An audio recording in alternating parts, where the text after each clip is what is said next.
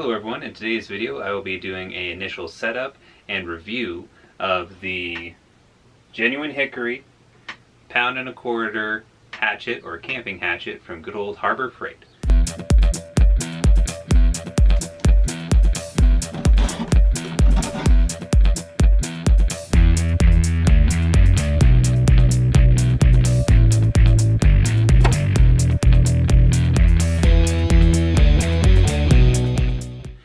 This one I actually was suggested by a friend. He watched the Wrangler Star video and showed it to me, doing his own kind of setup and review of said axe. What I would like to do with it is this is actually going to be my wife's camp hatchet. Hers was an old Schrade that came in one of those kits that came with like a machete and a hatchet, and it was a good hatchet, but the downfall of it is that it was a cheaper steel. So after kind of using it for throwing hatchet for a little while at a nice target that I had created, the handle actually snapped on it. It didn't take too many throws for it to happen, and there's no real way of fixing it. The blade is still good on the top part of it, but it's all one kind of cast piece of steel sharpened at the top with a basic rubber handle put on it. And it has its purpose, but just didn't end up lasting to the task at hand. So this one popped up, and it looked to be a very good deal, and this is only $12.99 for the hatchet itself.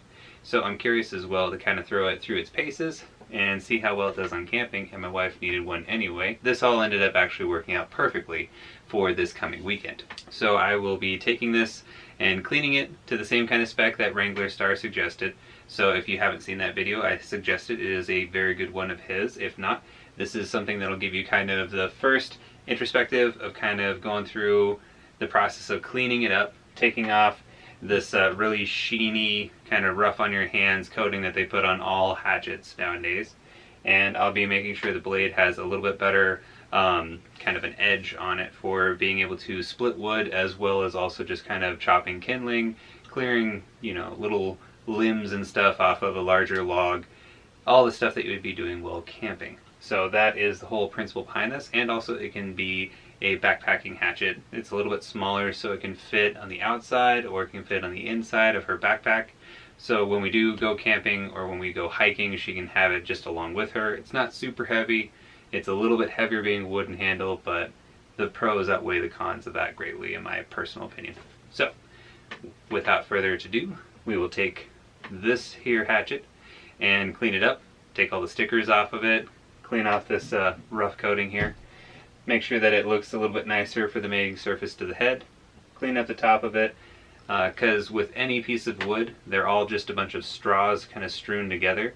So as long as you have both ends cleared, it can actually absorb and pull the oil properly. It will pull from surface area, but if you take off the coating on either end, it'll actually absorb more gracefully the oil or protection that we'll be putting on top of it, and it helps keep the wood from bending and moving as it tries to absorb on one side more than the other, which can cause splitting or damage or just twisting of the wood. So we're all trying to hopefully not have that happen to our hatchets. I'll also be putting a hole on the end of it here, so that way it can also be hung so the life of the handle is extended instead of having it resting against anything and slowly causing a bow to the handle. We'll be punching a hole in it, throwing some leather on it, so that way when not in use it can hang, and it'll give the most life, little extra bits here and there to the handle. So let's get to it. So the first step that I would like to take is going to leave my blade cover on here so I don't accidentally put my hand on it at all, but I'm going to use good old quick grip.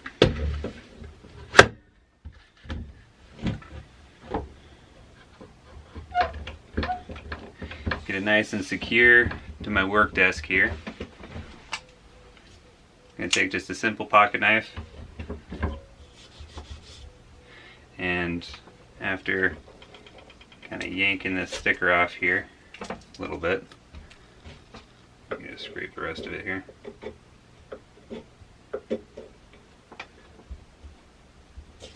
I'm going to go through the process of scraping all of this finish off so that way I can get down to the actual wood and care and maintain that. And having that natural wood will also help keep my hands and my wife's from blistering and causing any kind of damage to them. Also is slicker than snot when this gets wet, which is super annoying if you're in any kind of winter situation or if you're near a creek and your hands get wet or this gets wet.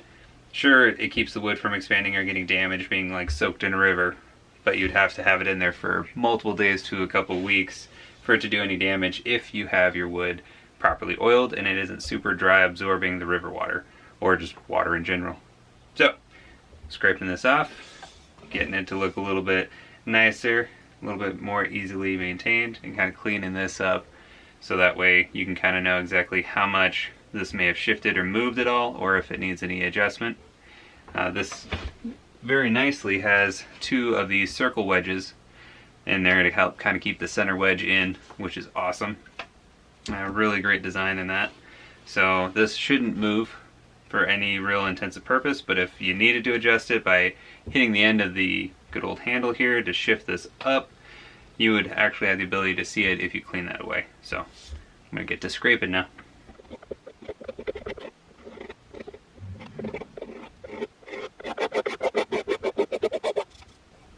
Alright, I'm already starting to feel a lot more of the nice smooth feel of wood rather than the feel of this glossy kind of top coat of a car feeling on the outside of this that just, it isn't inviting. It does not feel like something I would immediately want to pick up and use at a campsite. It feels like something I'm more looking forward to being done using it and the task completed rather than the enjoyment of the task and completing it from having a tool you enjoy using.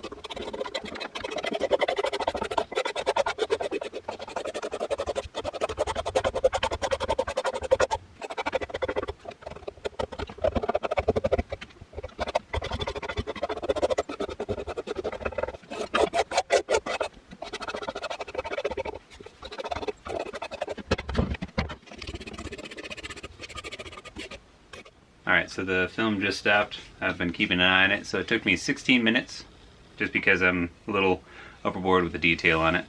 But I was able to fully strip the handle.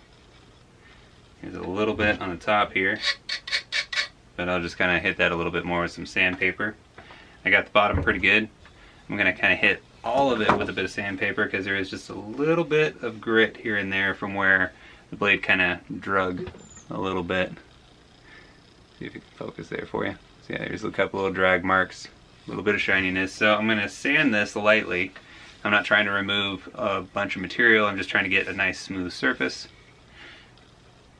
And I'm going to make sure that the bottom and top, like I was saying earlier, of the straws is nice and clear, so that way when I apply stain, which I'm going to check with the missus since this is technically going to be her hatchet and see what stain she wants me to use. More than likely she might need or desire a natural, otherwise this gives her an option to kind of choose her flavor of hatchet here in just a second. So I'm going to ask her what she was wanting for that. once I get it all nicely sanded. Doesn't need to be a super aggressive grit or anything like that. You can start with an 80 if you want and work down a little bit. It doesn't need to be near that aggressive. You don't want to go with like a 36 or something absolutely ridiculous, but you also don't want to have like 2000 or something that's not going to really scuff it up at all for anything to absorb in it.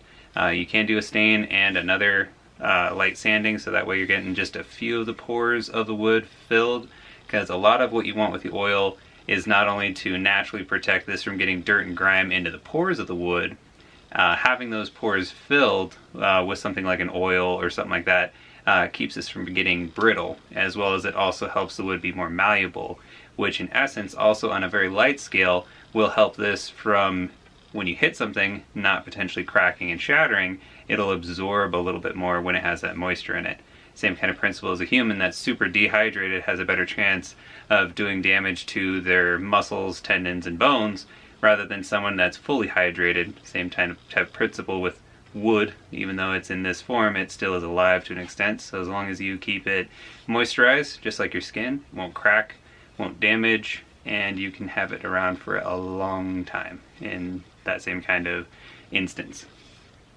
So light sand, then stain, and give it some time. Then I'm going to be putting on some more butcher block conditioner, which is pretty much just a pre-mix of a 50-50 of mineral oil and wax, beeswax.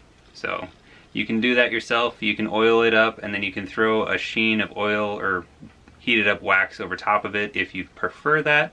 I just kind of like that method because it's simple, it's really warm in the shop, so it already kind of flows a bit. Kind of mix it up a little bit, make sure it's not super oil on one side and wax on the other. You can usually tell that by one side looking really white and foggy and the other side having a very yellowish hue to it. Lets you know that it's separated. But I'll be putting that on, and that will be the next step. I've also cleaned up around this edge and the top, so that way I can know if I need to shift this down, and those are going to impede you from shifting the head down a bit more from doing the old tap method to shove this down into the head more. And you just let it hover when you do that. That's kind of the trick to it. Alrighty, I got the go ahead from the missus, so what we will be doing is a light sanding, and then we will be using a natural stain. Go with classic, like she said. So this is the same as I used, but I also had a different wood type, which is why on my camping hatchet from the last video came out very orange and kind of almost red, or kind of ponderosa pine looking.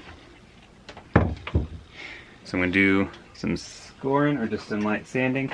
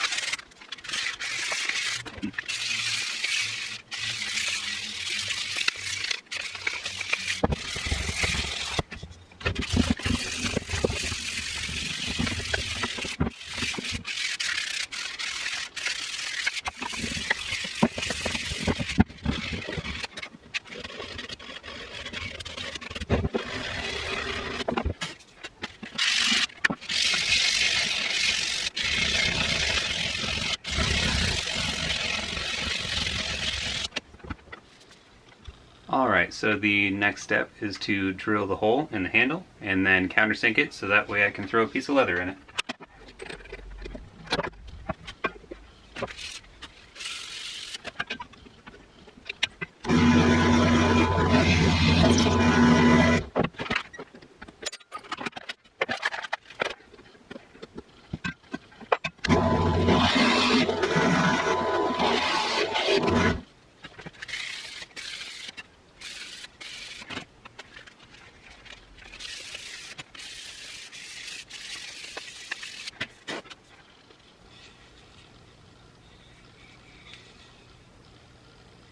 Now it is time to apply the stain.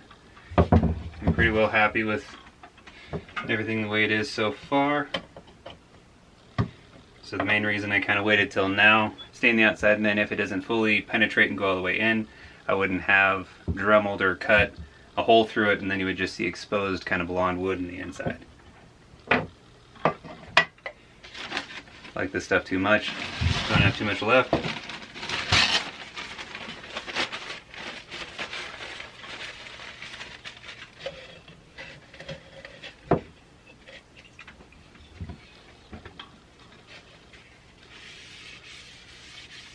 I always like to call it waking the wood up a little bit, because just look at how well that just kind of instantly fills the pores, pulls some of that natural color out from different striations in the wood, different veins, you could say, of color and anything that it absorbed in the wood's life of being a tree, or even in the process of what made it into what it is right now, axe handle. Wood will, through that process, absorb a little bit.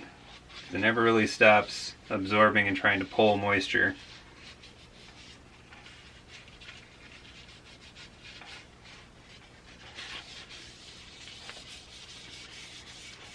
So the other reason I stain at this step in the process is I still actually want to put the same type of a leather guard here up on the neck, but I don't want to put the leather guard on and then stain around it. That even kind of got brighter too, which is nice. Kind of massaged in there a little bit. Kind of wipe that down too. So I can already tell the wood is absorbing a great deal of this, because it goes super wet and shiny, and then after a couple passes in one spot I start to see it kind of dinge a little bit, and now I just kind of keep wiping and rubbing it in until it remains very moist on the surface and doesn't look like it's actually doing anything except for sitting on the surface. That means that the pores of the wood have actually absorbed what they can, and the stain really isn't going to be the main protectant. It's just going to be something that kind of helps pull a lot of the natural, you can kind of see here a little bit if I can get it to focus. There we go. So you can see a lot of the different colors in the wood. You can see the grain pattern a lot better now. So that's the main reason I do a stain before I do an oil, is just to kind of help pull out those color tones a bit more. And then I'll go through with the mineral oil and beeswax combo, because that just seems to be one of the best ways you could kind of protect this and still leave it usable without absolutely setting it to where it will never move again with like a lacquer or something like that, which is what we scraped off to begin with anyway. And that just really just pulls out the luster of the wood, and it just makes it feel like a tool that you want to use, as much as it's still very oily from the stain.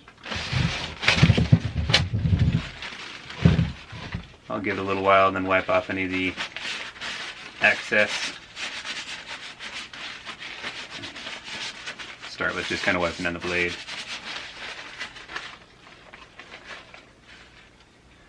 Alright, so there it is so far. I'll give it a little bit of time and then throw the butcher block conditioner on it next. Alright, coming back to it.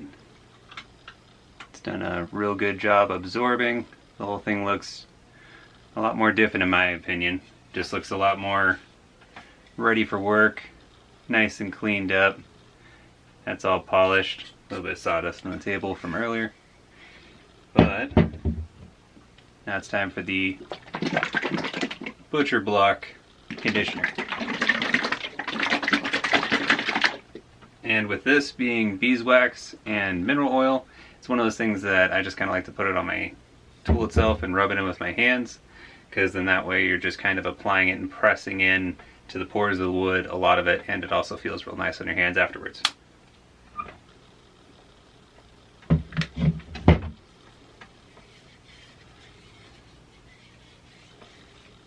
And don't be afraid to get any on the blade, because it's beeswax and mineral oil, so it's going to keep the blade from actually rusting, so we will want to kind of put some on there too as well. Very careful with the blade. I have actually left this as factory, which isn't bad, but it'll still definitely need some kind of mild rehoning or just some extra sharpening to it before I consider it done or just ready for the camping trip. Just kind of rub around the neck, on the very top, on the bottom. I kind of rub inside that hole that was drilled and countersunk. And then again, let it sit for a while so that way the wood can absorb all that oil. It's suggested to be about an hour or so. We'll let it sit for quite a while. I don't know if I can wait a full hour, but I'm going to get the leather prepared as well for the top neck proportion, or neck portion. Alright, so preliminary, I cut and just kind of checked out seeing this piece of black leather here, and I have a piece of buffalo leather that is black as well. So we're going to kind of go with a black on black theme with a natural wood backer. So I'm going to cut this piece of leather down to the appropriate size for the neck here, and I'm going to punch some holes into it as well and sew it onto the back with the sinew, and I will also be doing the sinew on the bottom here as well next.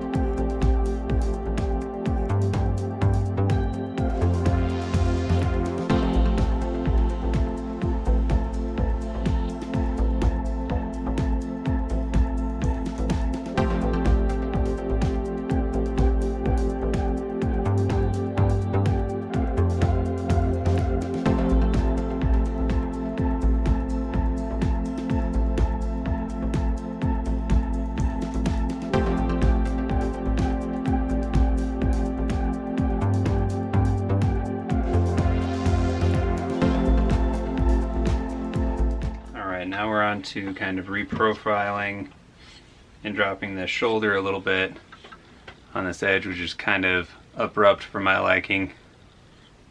So I'm just going to drop that shoulder a little bit on both sides, try to even it out a little bit, using a half-rounded mill file, or bastard file as it's also known as. I don't have a card, but I do have a wire brush to help clear and clean this out, so that way it'll cut a little easier. Having a hard time getting out some of the sawdust because this is a multi-purpose, and of course this is a wood shop, so a lot of the times things get used for wood, regardless if they're intended for wood. But that's pretty good.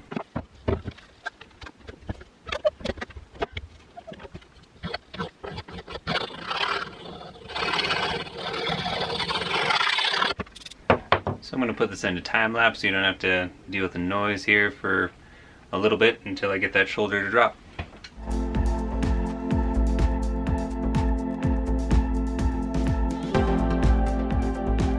So dropping that down to a 5 degree up top, and we're just a little bit more very flat kind of plane here, and then having a more aggressive kind of a chop at the end here.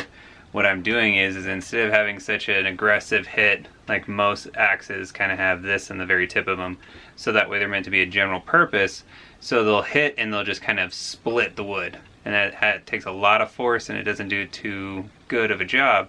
But if you just drop that edge a little bit and don't have an absolute solid, but just have that kind of knuckle and then it drops back a little bit, it'll actually help guide and split the wood a bit more. So that's what I'm doing, is I'm dropping the shoulder down to create less friction as I'm going in, but I'm still leaving my chisel tip to kind of act as a splitter, but letting it guide in the rest of it. And then I'm going to go and polish this up a little bit too, from a little bit more of the aggressiveness of the half-rounded mill or half-rounded bastard file. And I'm going to replicate on the other side, but just so you can kind of see what I'm doing here.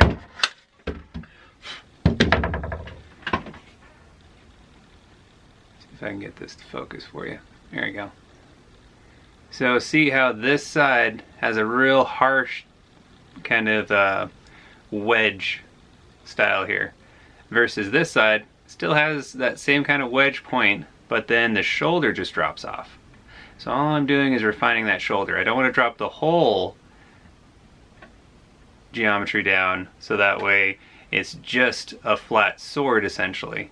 Because the sword is meant to slice something, it's not actually meant to cut and split necessarily. So what I'm trying to do is maintain the axe principles of cutting and splitting. So your initial hit is going to also split, but then that loss that you would get from the friction caused by that such severe shoulder there, because you're just trying to split with that, I'm allowing that cut surface. So kind of over-explain it, but give you a little bit more idea of what I'm doing to get that sharper edge. And then I'm going to refine the edge here to where it's super sharp, and I think I might even strop it a little bit.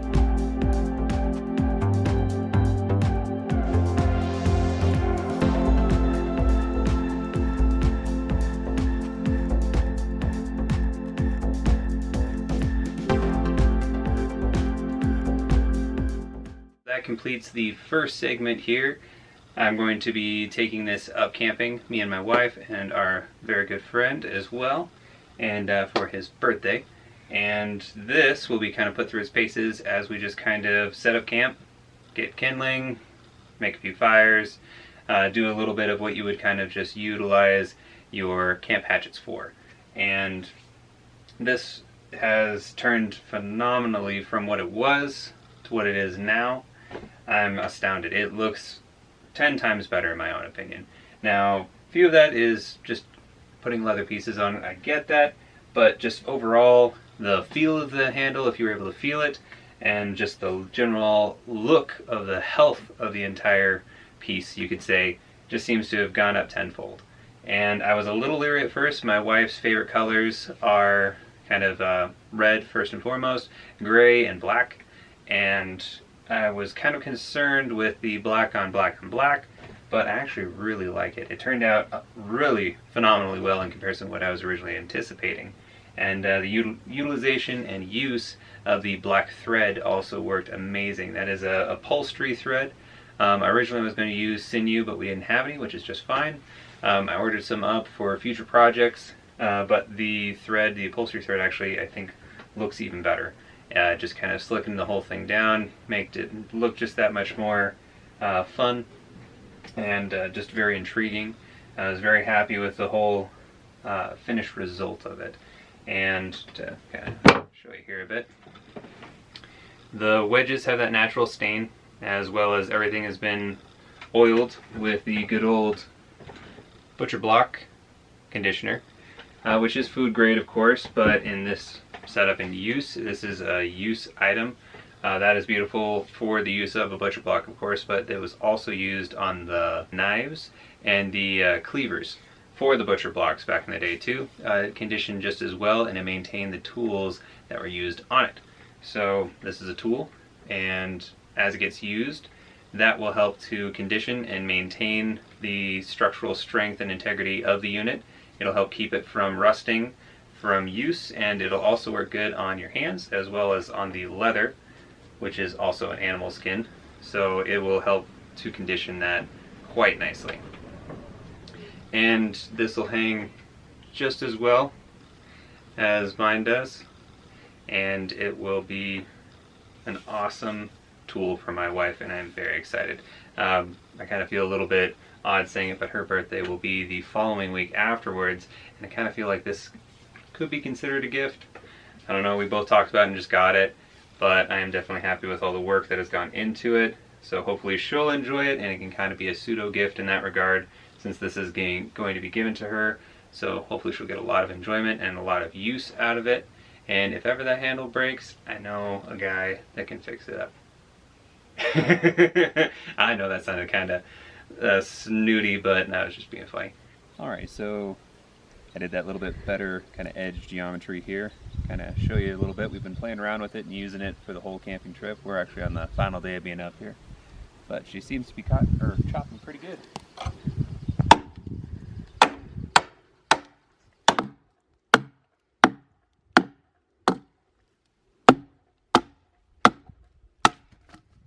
So it's a really good camp hatchet. Definitely happy with the results. It actually splits wood really well as well. I just did a little chopping kind of showing for you. But that edge geometry, everything holding up real nice and tight. And it's definitely something that I think will stick around and my wife will get lots of use out of, enjoy every bit of it. You can see we already got some marring marks from knocking in some tent stakes, as well as a few little bits of bark kind of scraping on the side there. And it's getting some use and it's working amazing. The edge is actually held up really nice, and I didn't even throw the sharpest edge on it, and it's just going to town and working great. So thank you all so very much, and hopefully you enjoy.